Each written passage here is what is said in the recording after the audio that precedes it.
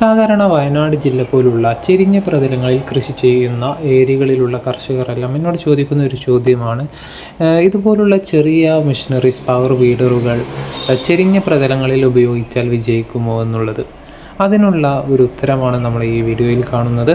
നമുക്ക് ഈ ഒരു വീഡർ ഉപയോഗിക്കുന്ന ബെന്നി സാറോട് തന്നെ ചോദിച്ചു നോക്കാം. ശരി, പിന്നെ ഇപ്പോ കാപ്പിത്തോട്ടങ്ങളിലേക്ക് പൊതുവെ വയനാട് പറയുമ്പോൾ ചെരിഞ്ഞ സ്ഥലങ്ങളാണ്. എല്ലാവരും നമ്മളോട് ചോദിക്കുന്ന ചോദ്യമാണ് ഇതുപോലെതാ. ഇപ്പൊ ബെന്നിസാറ സൈറ്റാണ് ഈ കാണുന്ന, ഒത്തിരി ചെരിഞ്ഞ സ്ഥലമാണ്. അപ്പൊ ഇതുപോലുള്ള സ്ഥലത്ത് ബെന്നിസാറിന് ഉപയോഗിക്കുമ്പോൾ ഒരു എക്സ്പീരിയൻസ് എന്താ തോന്നുന്നത്? ഇപ്പൊ ഞാനും ഇത് പഠിച്ചു വരുന്നേ ഉള്ളൂ. അപ്പൊ അതിന്റെ ഒരു കുറവുണ്ടെന്ന് തോന്നുന്നു എനിക്കും. ഇപ്പൊ മറ്റ് വിഷയങ്ങളൊന്നും തോന്നുന്നില്ല. എങ്ങനെ വൈബ്രേഷൻ വൈബ്രേഷൻ അങ്ങനെ കാര്യമായിട്ട് നമ്മൾ ഉപയോഗിക്കുന്നതിന്റെ ആണെന്നുള്ള എനിക്കും തോന്നുന്നു. കാരണം ഉപയോഗിക്കാൻ നമ്മൾ ഫ്രീ ആയിട്ട് വിടുന്ന സമയത്ത് വർക്ക് ചെയ്താൽ പൊയ്ക്കോളും. അപ്പൊ ബാലൻസ് മറിഞ്ഞു പോകാൻ നമ്മൾ പിടിച്ചാൽ മാത്രം മതി. അങ്ങനെയാണ് ഇപ്പൊ കാഴ്ചയിൽ തോന്നുന്നത്. നമുക്ക് സിമ്പിൾ ആയിട്ട് ചെയ്യാൻ പറ്റുന്നുണ്ടല്ലോ.